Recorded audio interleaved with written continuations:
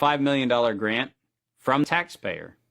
And then you get to charge the taxpayer a premium for the technology they paid to develop. Pfizer is going to get nearly $2 billion. Moderna receiving $438 million in taxpayer money. And yet both companies have said they will not sell the vaccine at cost. They're going to make a profit on it. Should pharmaceutical companies profit off this vaccine research that taxpayers have helped fund? Now, there is an organization called the Global Monitoring Preparedness Board. This organization is a part of the World Health Organization, and this board includes Dr. Elias from the Gates Foundation and Anthony Fauci from NIAID. These two individuals, plus the director of the Center for Disease Control in China, come out with a recommendation that says that by September 2020, 2 global pandemic preparedness exercises have to be completed. And one of them has to be done on the release of a respiratory pathogen that then gave rise to an October event, Event 201. On behalf of our partners in the Bill and Melinda Gates Foundation, Event 201 took place 5 months before COVID-19 was declared a pandemic. The participants of the event are some of the same people that are now deeply involved in the real pandemic and profiting from it as well. Event 201 was a scripted, multi-camera, live event that was broadcast globally via the internet.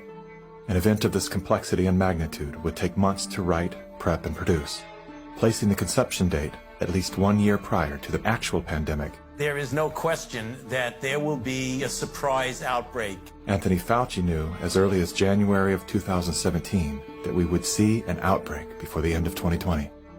Even Bill Gates, a man with no medical training, knew it was coming. If we start now, we can be ready for the next epidemic. Every single thing that you have seen play out in front of your eyes, all of them laid out in their tabletop exercise, which, by the way, fact checkers have said has nothing to do with the coronavirus outbreak.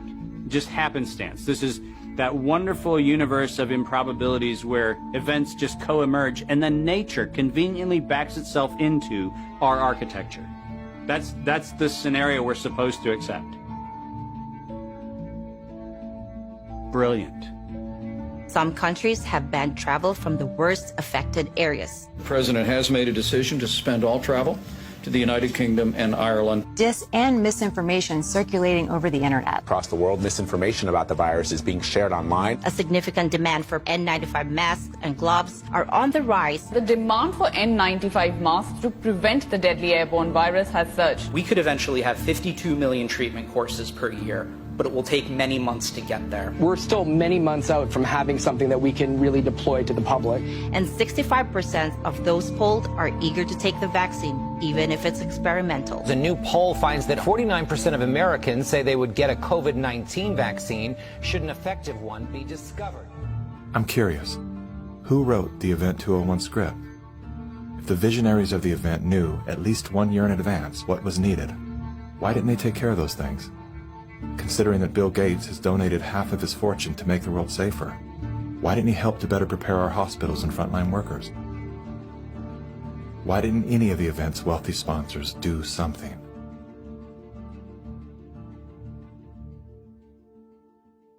Now here we are. You know, we didn't simulate this, we didn't practice. On behalf of our partners in the Bill and Melinda Gates Foundation. So both the health policies and economic policies, we find ourselves in uncharted territory.